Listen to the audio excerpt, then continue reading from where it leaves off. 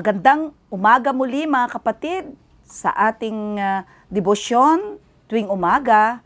Narito muli tayo upang pasalamatan ang ating Panginoong Diyos na gumagabay at laging umaalalay sa ating mga buhay pang araw-araw. Ang ating pong pagbubulay-bulayan po ngayon ay matatagpuan sa sulat ni Mark chapter 7 verse 1 hanggang sumusunod, at gusto kong basahin ang mga ilang bahagi na ganito ang sinasabi.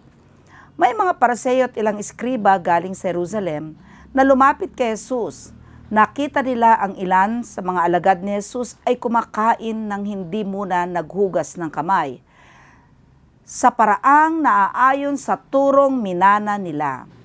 Ang mga Hudyo, lalo na ang mga Pariseo, ay hindi kumakain hanggat hindi nakapaghuhugas ng kamay ayon sa mga turong minana nila sa kanilang ninuno.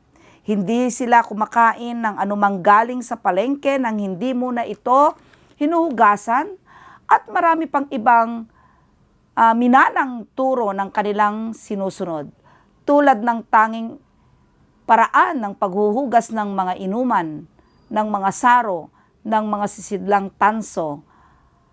Kaya't tinanong si Jesus ang mga Pariseo at ang mga eskriba, bakit hindi sumusunod ang mga alagad mo sa mga turo ng aming ninuno? Kumain sila nang hindi naghugas ng kanilang mga kamay? Sinagot sila ni Jesus, tama ang hula ni Isaias tungkol sa inyo. Mapagpaimbabaw nga kayo, gaya ng kanyang isinulat. Isang napakagandang istorya na kung saan ay tunay nga namang dapat na sundin ang kalinisan ng isang tao o kagawian na dapat ituro sa tao ay ang paglilinis sa ating mga kamay.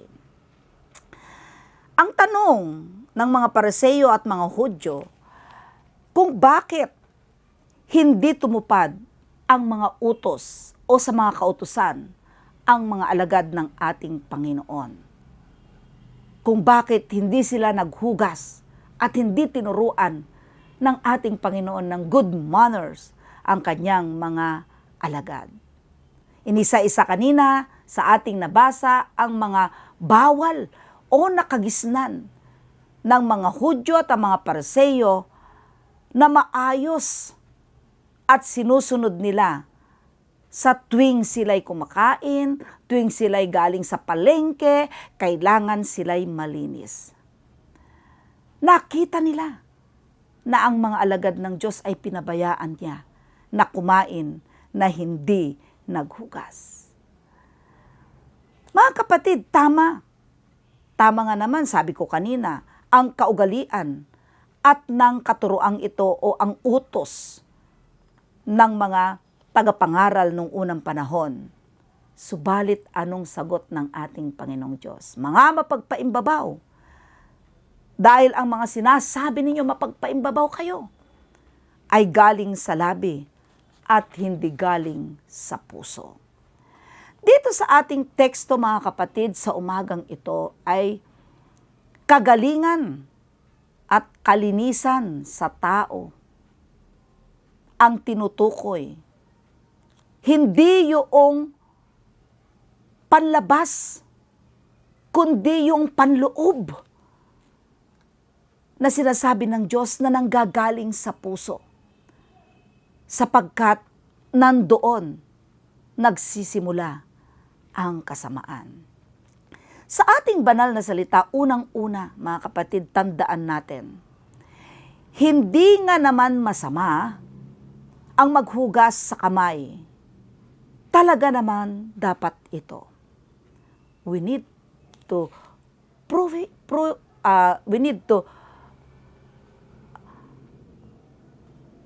purify. We need to purify ourselves. We need to clean ourselves. Tama po iyon. Ang panglabas na anyo ay dapat na malinis. Pero hindi ito ang tinitignan ng ating Panginoon ayon sa ating kasulatan. Dahil ang gusto ng ating Panginoon na ipahiwatig sa atin samantalang binibigyan natin ang kalinisan ng panlabas na kaanyuan, ay dapat makita ang paglilinis at ang tama ng laman ng puso. Tama ang lahat ng nilalaman ng ating puso sa kaloob-looban na merong makita na kalinisan. Yan ang tinutukoy ng ating Panginoong Diyos. Sabi ni Jesus, dito nagmumula ang kalinisan o kasamaan ng tao sa puso natin. What is the motivation? What is the intention sa lahat ng ating mga ginagawa?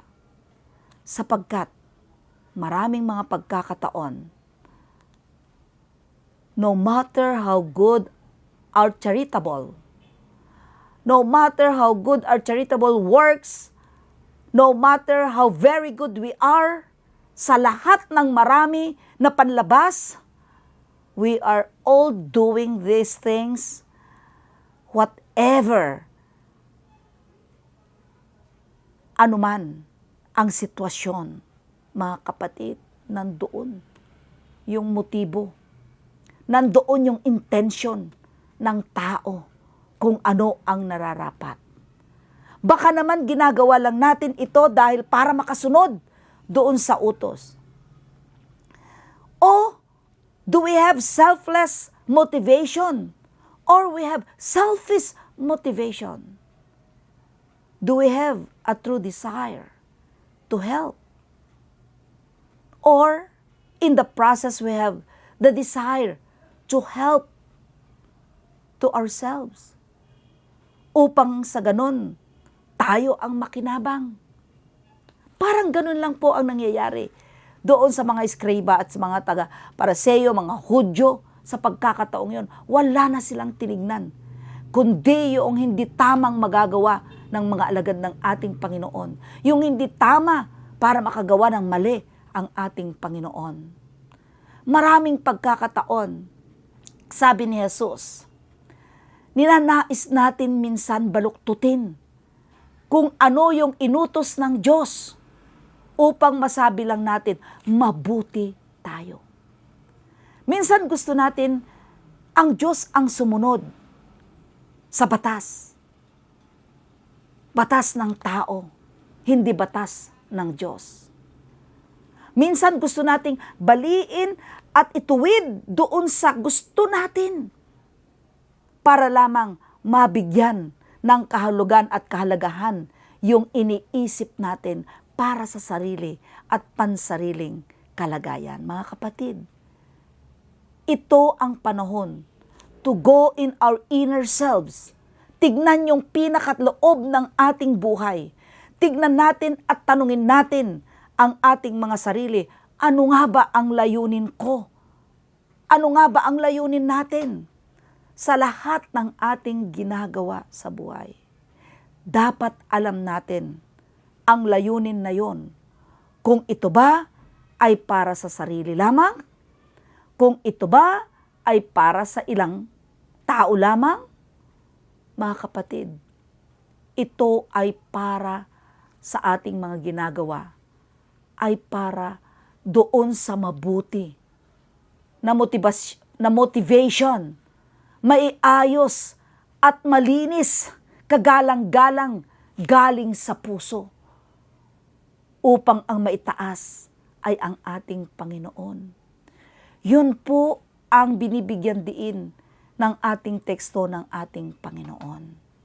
Kung kaya't sinabi niya, mga mapagpaimbabaw, wala nang nakita ang mga taong magagaling na nagpapatupad ng batas ng tao, kundi yung magiging kamalian ng mga alagad at maging ang ating Panginoong Hesukristo.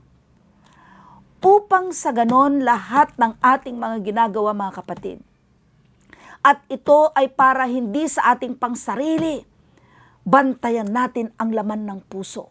Bantayan natin ang gusto ng Diyos na iparating at ipakita sa atin na dapat nating gawin para sa kapwa. hindi para lamang sa pansarili. Kailangan we are promoting not in our name, but to promote our God alone. Kapag may pagkakataon na sa sarili natin ang siyang itinataas at ipinopromote, masundan lang ang gustong utos ng tao at hindi ang utos ng Diyos. Kapatid, sikapin nating makita ito sa ating mga sarili na laging may pagpapakumbaba na galing sa ating mga puso. Pinapaalala ng Diyos ang mensahe ng debosyon natin sa umagang ito. Huwag tignan ang kapakanan ng tao. Huwag tignan kung ano ang nanggaling na utos sa tao. Ang tignan natin at imulat sa ating mga puso, ano ang dinidikta ng Diyos sa atin, na dapat ang maitaas ay hindi ang ating sarili, na dapat ang makita ay hindi ang ating buhay, kundi ang maipromote ay ang ating Panginoong Diyos na kanyang isinugo ang kanyang bugtong na anak upang ang lahat ng kanyang ginawa at batas na ipinamulat mula sa kanyang mga alagad ay dapat ito ang sundin ng bawat isa sa atin. Tignan natin ang ating mga puso, ang dinidikta ng ating mga puso, upang huwag natin madaling tignan ang pagkakamali ng iba, kundi ang makita natin ay yung tama na idinidikta ng puso upang yun din ang makita natin sa ating kapwa. Mga kapatid ko kay Kristo, ang mensahe sa umagang ito ay siyang magdudulot ng katwiran sa buhay ng bawat isa sa atin upang makapagpatuloy tayo. Huwag manatili sa kautusan ng tao, sa utos ng tao, kundi manatili tayo sa dikta ng puso natin na nanggagaling sa ating Panginoong Hesukristo. Purihin ang Panginoon. Ito ang kanyang salita. Sa pangalan ng Ama, Anak at ng Banal na Espiritu. Amen at amen. Tayo'y manalangin. Pinupuri ka namin, O Diyos, at pinapasalamatan sa mabiyayang umagang ito, sapagkat ipinaalala mo sa amin kung ano ang lumalabas sa aming mga bibig, ito'y nanggagaling sa aming mga puso. Kung kaya't kung anuman ang nakita ng aming mga mata, nawa, Panginoon, tulungan mo kaming idikta ng aming puso kung ano ang nararapat, kung ano ang dapat naming gawin. Sapagkat ikaw, O Panginoon, ang lagi naming inaanyayahan sa aming mga puso upang kami ay laging makagawa ng mabuti para sa kapwa. Hindi para punahin ang mga pagkakamali ayon doon sa aming pananaw at pagtingin, kundi, O Diyos, ay naaayon nawa doon sa inyong pananaw at pagtingin. Turuan mo kami, O Diyos, na maibahagi ang mga bagay na ito, ang maging wagas at maging maganda ang nilalaman ng aming puso upang hindi kami katitisuran, upang hindi rin kami matisod sa kung anumang nakikita namin sa palibot. Salamat, Panginoon, sa umagang ito, at taglayin ng bawat iyong mga anak na nakikinig ang iyong kabanalan, ang presensya ng iyong banal na Espiritu ay sumaamin nawa ngayon at magpakailanman. Amen at amen. Maraming salamat, mga kapatid. Purihin ang Panginoon. Magandang umaga.